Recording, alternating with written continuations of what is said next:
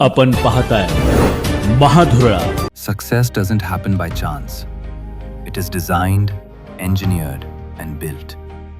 The most successful, the most trusted, the most awaited real estate and construction showcase. Presenting Dalan, organized by Credai Kolhapur. Where iconic builders unveil landmark projects. Where innovation meets elegance. Where the future of living takes shape. From steel to structure. From interiors to inspiration. From homes to lifestyles. Dalan. 30th January to 2nd February 2026. Mahasainik Darbar Lawn, Kolhapur. नमस्कार. महाधुरळा YouTube चॅनलमध्ये मी गुरु बाळमाळे आपल्या सर्वांचं मनापासून स्वागत करतोय. सध्या कोल्हापूर जिल्ह्यात जिल्हा परिषद निवडणुकीच्या प्रचाराचा महाधुरळा उडालेला आहे. प्रचाराला आणखी 2 दिवस जादा मिळाल्यामुळं उमेदवार सुद्धा आता खुश आहेत. त्यामुळं प्रचाराचा आणखी वेग निश्चितपणे आलाय. 2 दिवस राज्यातल्या दुःखद घटनेमुळं प्रचाराच्या काही मर्यादा आल्या होत्या, पण आता पुन्हा एकदा प्रचाराला सुरुवात झालेली आहे. आता उर्वरित काही दिवसात प्रत्येक मतदारापर्यंत पोहोचण्यासाठी मोठ्या प्रमाणात हालचाली होतील. मोठ्या प्रमाणात प्रचाराच्या गाठीभेटी होतील, संपर्क सभा होतील, रॅली होतील. म्हणजे एकूणच प्रचार आता जोरात होणार हे नक्की आहे. या सगळ्या पार्श्वभूमीवर आपण कोल्हापूर जिल्ह्यातील सर्व तालुक्यात सध्या नेमकं राजकीय चित्र काय आहे या संदर्भात निश्चितपणे माहिती घेऊया. कारण महाधुरळा राजकीय बातम्या तंतोतंत देण्यासाठी महाराष्ट्रात प्रसिद्ध आहे. आतापर्यंत तब्बल 94 बातम्या महाधुरळाच्या खऱ्या ठरलेल्या आहेत. यामुळं आता लक्ष आहे ते जिल्हा परिषद निवडणुकीकडे. आता आपण वळूया मूळ विषयाकडे. आपण अजूनही महाधुरळा हे चॅनल सबस्क्राईब केलं नसेल तर लगेच करा, कारण राजकीय बातम्या तंतोतंत देणारं हे एकमेव चॅनल आहे. आता वळूया मूळ विषयाकडे. पन्हाळा सुरू करूया आपण पन्हाळ्यातून, कारण या पन्हाळ्यात जनसुराज्याचा हा बालेकिल्ला. पण या बालेकिल्ला फोडण्यासाठी आता सगळे पक्ष जनसुराज्याच्या विरोधात उभे राहिले आहेत. त्यामध्ये काँग्रेस आहे, शिवसेना आहे, भाजप सुद्धा आहे. राज्यात जनसुराज्य पक्ष हा महायुतीत आहे, पण पन्हाळा तालुक्यात मात्र आता भाजप आणि जनसुराज्य एकमेकांच्या विरोधात लढत आहेत. कारण आमदार विनय कोरे यांची कसोटी पाहणारी ही निवडणूक आहे. स्थानिक नेतृत्वाची कसोटी पाहणारी ही निवडणूक. काही ठिकाणी तिरंगी आहे, काही ठिकाणी चौरंगी आहे. प्रत्येकाने तालुक्यात सोयीनं आघाड्या केलेल्या आहेत. जनसुराजला आव्हान देण्यासाठी काही जणांनी एकत्र येण्याचा प्रयत्न केलेला आहे. त्यामुळे आता जनसुराज्य शक्ती पक्ष या लढाईत कसं टिकणार हे सगळ्यात महत्त्वाचं ठरणार आहे.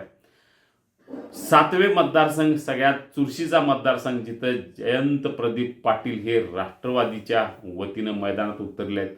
त्यांच्या विरोधात स्वाती पाटील ज्या भाजपच्या आहेत, पदाधिकारी आहेत प्रदेश पातळीवरच्या, त्यांची लढत आहे. आणि विशेष म्हणजे जनसुराजचे शिवाजी मोरे हे त्यांच्या विरोधात, म्हणजे तिरंगी लढत जोरात आहे. राष्ट्रवादी विरुद्ध भाजप विरुद्ध जनसुराज्य, महायुतीतले तिन्ही पक्ष एकमेकांच्या विरोधात लढत आहेत.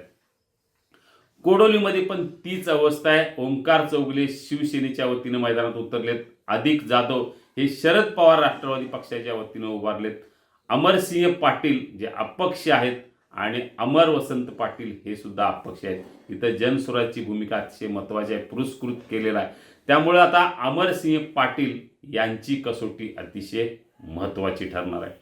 पोरले तर्फ ठाणेमध्ये विलास केरबा चेचर हे काँग्रेसच्या वतीनं मैदानात उतरलेत. भगवानराव पाटील हे राष्ट्रवादीच्या वतीनं मैदानात उतरलेत. लखन लादे हे मनसेच्या वतीनं, तर पृथ्वीराज सरनोबत हे जनसुराजच्या वतीनं उभारलेत. म्हणजे पुन्हा इथंही काँग्रेस विरुद्ध जनसुराज्य, राष्ट्रवादी विरुद्ध जनसुराज्य अशीच लढत आहे. म्हणजे पुन्हा लढत महायुतीमध्येच आहे. येवलूज केरबा चौगुले यांचा बालेकिल्ला मानला जातो. कल्पना चौगुले त्यांच्या पत्नी मैदानात उतरलेत. थेट जिल्हा परिषद अध्यक्षपदासाठी ही लढत आहे, कारण महिलांसाठी राखीव आहे आणि तिथं जर महायुतीची सत्ता आली तर दावा करणार आहेत के चौगले. त्यामुळे कल्पना चौगले यांना निवडून आणण्यासाठी त्यांनी जंग प्रचाराला सुरुवात केली आहे. त्यांच्या विरोधात त्रिवेणी पाटील ह्या काँग्रेसच्या आहेत, पूजा पाटील ह्या राष्ट्रवादीच्या आहेत आणि वैशाली पवार ह्या उभाटा म्हणजे उद्धव ठाकरे गटाच्या वतीनं आहेत आणि अर्चना पाटील जनसुराज. मग पुन्हा इथंही लढा आहे तो जनसुराजच्या विरोधात. कोतोली मतदारसंघात ही अटीतटीची लढत होत आहे. वर्षा राणी अरुण पाटील या शिवसेनेच्या वतीनं मैदानात आहेत, शुभांगी पाटील या मनसेच्या वतीनं आणि संगीता पाटील ह्या जनसुराज. मग इथं लढाई आहे ती जनसुराजची विरोधात शिवसेना अशीच आहे. कळे मतदारसंघात ही अशीच अवस्था आहे. सरिता सुभाष पाटील ह्या शिवसेनेच्या वतीनं, सुजाता पाटील काँग्रेस आणि शोभा बेलेकर ह्या जनसुराजच्या वतीनं. म्हणजे इथंही जनसुराजी विरुद्ध शिवसेना अशीच लढत आहे. जे 6 जे काय मतदारसंघ आहेत 6मध्ये महायुतीमधल्याच पक्षामध्ये जोरदार जंगी लढत होणार हे नक्की आहे.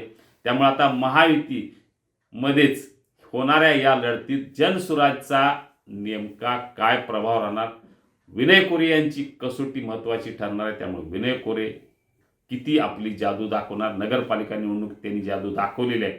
त्यामुळे आता या निवडणुकीत ती कोणती जादू दाखवणार हे सुद्धा महत्त्वाचं आहे. शेजारच्या गगनबावडा तालुक्यातही आता 2च मतदारसंघ आहेत. तिथंही PN पाटील यांच्या निधनानंतर काँग्रेसला ताकद दाखवायची आहे, कारण PN पाटील यांचा गट राष्ट्रवादीत गेला आहे.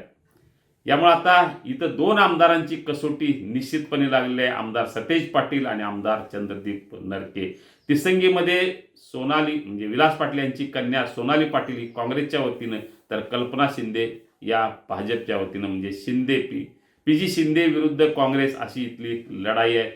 असळज मतदारसंघात संभाजी पाटील जे ZPचे माजी सदस्य संभाजी पाटणकर हे काँग्रेसच्या वतीनं आणि आनंदा पाटील हे शिवसेना आणि महेश पाटील अपक्ष अशी इथे तिरंगी लढत आहे.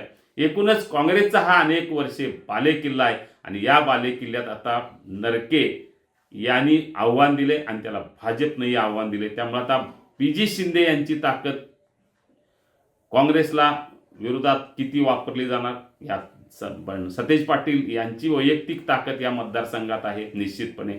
त्यामुळं ते कशी ताकद लावणार, विलास पाटलांची ताकद चांगली आहे. त्यामुळं जिल्हा परिषदेचे माजी सदस्य आहेत संभाजी पाटील पाटणकर यांची ताकद आहे. त्यामुळे आता या 2 मतदारसंघात नरके, आमदार पाटील आणि PG शिंदे यांची खरी कसोटी लागणार आहे. आपण पाहूया आता दुसऱ्या भागात दुसऱ्या तालुक्यातील एकूणच माहिती. सध्या तरी अजूनही आपण जर महाधुरळा यूट्यूब चॅनल सबस्क्राईब केलं नसेल तर लगेच करा महाधुरळा. धन्यवाद. कृषीप्रधान भारताच्या प्रगतीसाठी गतिमान पाऊल भीमा कृषी. विचार नवीन शेतीचा, शेती विषयक नवनवीन तंत्रज्ञानाचा, अत्याधुनिक शेती अवजारं, बी बियाणं, खतं, कीटकनाशकं सर्व काही एकाच ठिकाणी. पशुपालन, कुक्कुटपालन, कृषी व्यवस्थापन आणि सिंचन. शेतकऱ्यांच्या समृद्धीचा विधायक विचार, कृषीपूरक व्यवसायाचं परिपूर्ण मार्गदर्शन.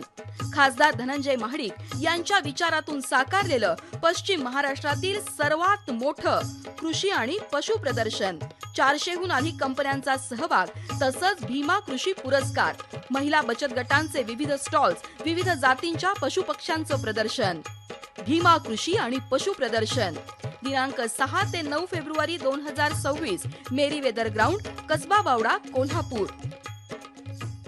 हे आहे गोकुळचं श्रीखंड. अगदी जिभेवर रेंगाळणार. जिभेवरच नाही तर मनावरही रेंगाळणार. गोकुळ श्रीखंड, मनावर रेंगाळणार.